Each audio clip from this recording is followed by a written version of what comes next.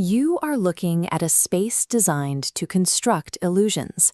Monitors, C-stands, tracking cameras, these are the tools we use to manipulate light and shadow into something that feels real to the human eye. A $1 bill, a British pound, a Japanese yen. They are all simply printed paper or digital numbers on a screen. Their value exists entirely in our collective trust of the economy standing behind them. The ink itself is worthless. Digital capital moves across borders at the absolute speed of light. It is completely abstract and completely invisible. To understand how wealth actually operates, we have to borrow the mechanics of this soundstage. We need to look at the global economy through the exact same lens we use for cinematic production. By utilizing depth of field, frame rates, and visual compositing, we can expose the hidden architecture of capital and leverage. In a system built entirely on belief, the final rendered image carries more weight than the paper it's printed on. In optics, depth of field dictates what you are allowed to see clearly and what falls out of focus into the background. If we use a shallow depth of field to look at a 20-pound note, we see the texture of the paper and the sharp lines of the print. We learn absolutely nothing about its actual purchasing power. The same visual isolation applies to a stack of Japanese yen. The printed number provides zero context about the health of the issuing system. We need to switch to a wide-angle lens with deep focus to see the macroeconomy, the total national output, the labor force, and the trade balances. If Japan sells more electronics and cars to America than America sells back, American companies must acquire yen to pay those Japanese suppliers. That physical demand drives the yen's value higher against the dollar. To fund the heavy infrastructure behind that level of production, governments do not simply run the printing press. They borrow money by selling bonds. A bond is a strict mathematical IOU. You give the government $1,000 today, and in 10 years they promise $1,200. America holds $36 trillion in debt, but that liability is fractured across millions of individual lenders. The money is owed to foreign governments, pension funds, and citizens holding savings funds. Look at the header. The collateral isn't physical gold, it's the United States of America itself. The guarantee is the trust the nation will continue to exist and grow. Sovereign debt operates as a continuous loop of refinancing. Governments sell new bonds to cover the old ones.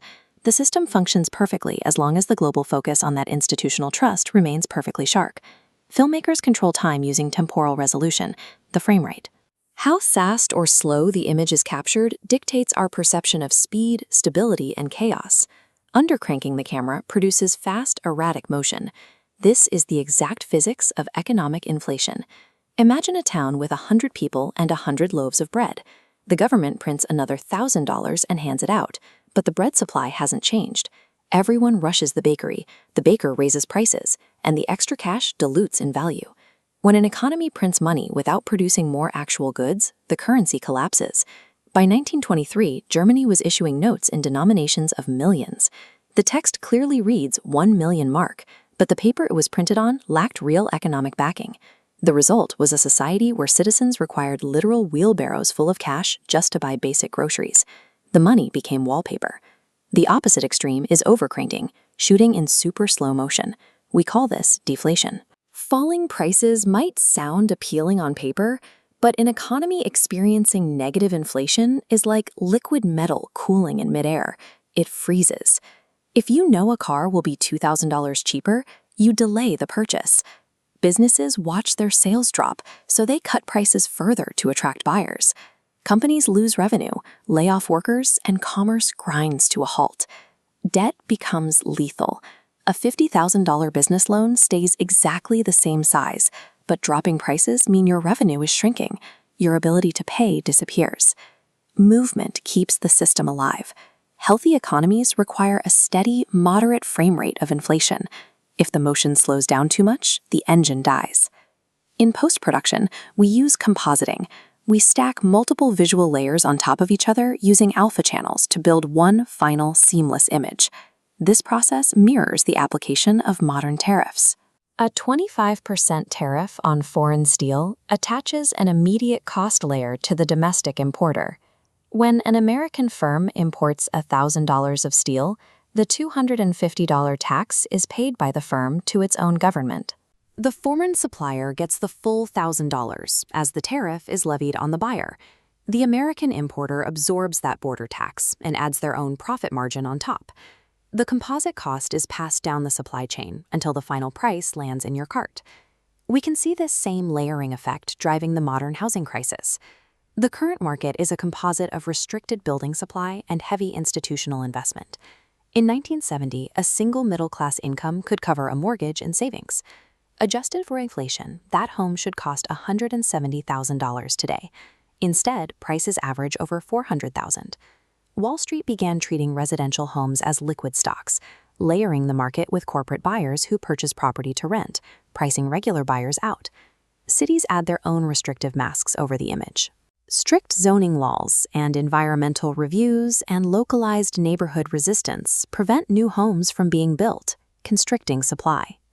Then, years of artificially low interest rates brightened the entire picture.